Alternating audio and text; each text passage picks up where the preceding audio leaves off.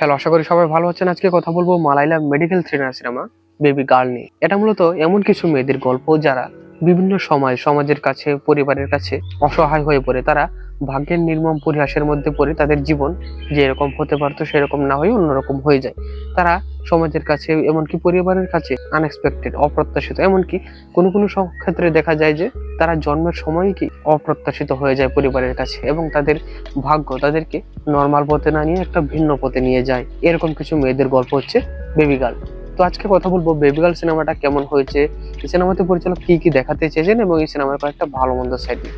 শুরুতে আমি যদি বলি সিনেমাটা কেমন হয়েছে, তাহলে বলবো সিনেমাটা আসলে খুব দুর্দান্ত না, তবে এভারেজের চাইতে আর একটু ভালো বলা যায়। আপনি যদি রেটিং পয়েন্ট আপনি 10 ধরেন, সেখানে আপনি 7 দিবেন, এরকম একটা সিনেমার।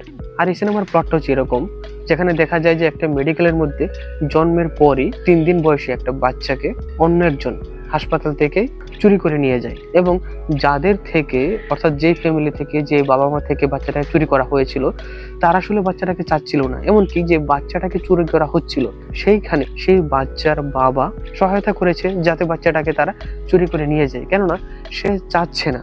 যদিও সে বাচ্চার বাবা হয়ে গিয়েছে, যে একজন অনার্স পড়ুয়া কলেজ স্টুডেন্ট, কিন্তু বাচ্চার বাবা হওয়ার পরেও সে আর বাচ্চাটাকে নিতে চাচ্ছে না। সে চাচ্ছে বাচ্চাটা ফ্যামিলি থেকে সরে যাক, কেননা বাচ্চা যখন তার কাছে চলে আসছে তখন তার মধ্যে একটা রেসপন্সিবিলিটি কাজ করবে। তার মধ্যে রেসপন্সিবিলিটির কারণে, বাচ্চার দেখভাল করার কারণে কেরিয়ারটা হয়তো বা সে যেরকম ভাবছে সেরকম নাও হতে পারে। এই চিন্তা ভাবনার কারণে দেখা যায় যে কি বাচ্চার বাবাই বাচ্চাকে চুরি করে নিয়ে যেতে সহায়তা করতেছে। অন্যদিকে বাচ্চার মাও তার বাচ্চার বাবার এইসব আচরণের কারণে বা তাদের ফ্যামিলিতে বিভিন্ন প্রবলেমের কারণে দেখা যায় সেও খুব বেশি আশা করে না যে বাচ্চাটা তাদের কাছে থাকুক। এমনকি বাচ্চা যখন চুরি হয়ে গেছে, সিনেমার শুরুতে বাচ্চাটা চুরি হয়ে যায়, তখন কিন্তু সে চাইলে পরবর্তীতে বাচ্চাটা ফেরত পেতে পারতো, কারণ সিনেমার অনুযায়ী পুলিশের সহায়তা হোক বা অন্য আরো কিছু ক্যারেক্টারের সহায়তা হোক, সে কিন্তু বাচ্চাটা ফেরত পেতে পারে, কিন্তু সে বাচ্চাটা নেয় নাই, কেননা বাচ্চাটা তাদের কাছে অপ্রত্যাশিত।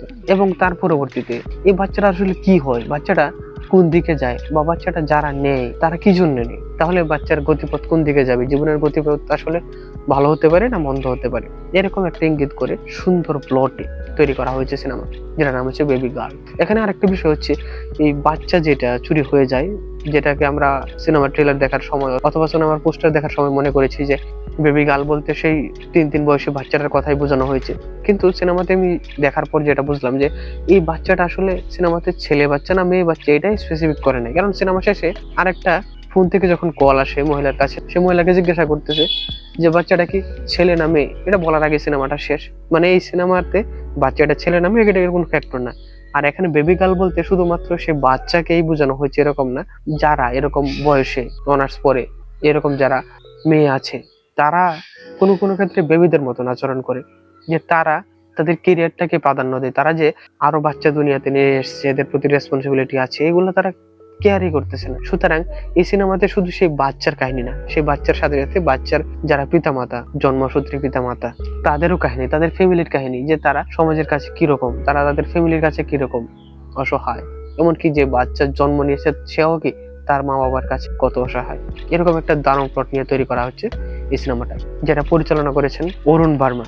আর এই প্লটটা সুন্দর করে সাজাতে গিয়ে যেসব লিড রোল মূলত আমরা দেখতে পাই, সেগুলোর মধ্যে আছে মেল ক্যারেক্টার হিসেবে নিবেন পাউলি, এছাড়া আরো 2টা অন্যতম গুরুত্বপূর্ণ ক্যারেক্টারে আছে রিজমল জোসে এবং সঙ্গীত প্রতাপ। এবং এই সিনেমার যে বিজিএম এর কাজ, ভিজুয়ালের কাজ, সেগুলো ভালো। ভালো বলতে স্বাভাবিকভাবে যেসব পরিবেশ আমাদের আশপাশে থাকে সেটাই তো দেখানো হয়েছে, সেখানে তো আর আলাদা করে ফ্যান্টাসি টাইপের কিছু দেখানোর কিছু নাই। সুতরাং এখানে ভিজুয়ালের কাজ যে খুব বেশি আছে তাও না, কিন্তু যতটুকুই আছে সেগুলো ভালো, এবং এভারেজ মানের কাজ, বিজিএম এর কাজ এভারেজ মানের। এবং পরিচালক এটার মধ্যে কি দেখাতে চাইছেন, পরিচালক আমাদেরকে দেখাতে চেয়েছেন যে আমাদের সমাজে যেসব মেয়ে রয়েছে, সেটা সেই জন্মের পরের থেকে বয়স হওয়া পর্যন্ত যেসব মেয়ে রয়েছে, সেগুলোর অনেকেই এরকম আনএক্সপেক্টেড, সমাজের কাছে, পরিবারের কাছে তারা অপ্রত্যাশিত। তাদের জীবন আমরা নর্মালি যেরকম ভাবি সেরকম না, অন্যরকম হয়, ভিন্ন রকম হয়। আর এই সিনেমার ভালো মন্দ সাইড নিয়ে যদি আমি বলি, তাহলে বলবো এই সিনেমার প্লট যেটা, সেটা একটা ভালো একটা প্লট এবং ভালো একটা গল্প নিয়ে তৈরি করা, এবং এটার যে ক্যারেক্টার গুলা সেগুলা গুছানো, এবং এটা একটা থ্রিলার গল্প। সুতরাং আমি যতটুকু ভেবেছিলাম যে শুরুতে যেরকম ভাবে বাচ্চাটা হারিয়ে গিয়েছে এবং বাচ্চাটাকে তারা যেভাবে নিয়ে আসবে, সেটা আসলে খুবই নর্মাল আমার কাছে লেগেছে প্রথম, বলা যায় যে প্রথম হাফ। কিন্তু এর পরবর্তীতে গল্পটা যেভাবে আস্তে আস্তে আগায় এবং গল্পটা যেভাবে মন নিয়ে যায়, সেটাকে সিনেমার প্রতি এঙ্গেজ করে রাখাটা বা সিনেমাটার প্রতি ভালো লাগাটা এটা বাড়িয়ে দিয়েছে। যে কারণে আমি বলবো যে এটা একটা এভারেজের চাইতে আরো ভালো মানের কাজ।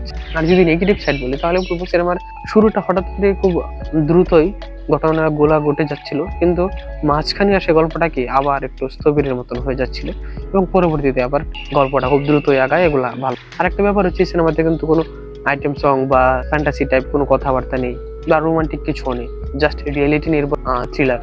তো সব মিলিয়ে বলা যায় যে একটা ভালো গল্পের মালায়ালাম থ্রিলার সিনেমা হচ্ছে বেবি গার্ল, আপনারা দেখতে পারেন।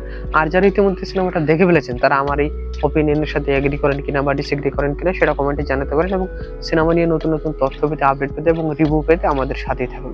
আজকে তাহলে এ পর্যন্ত, সবাইকে ধন্যবাদ।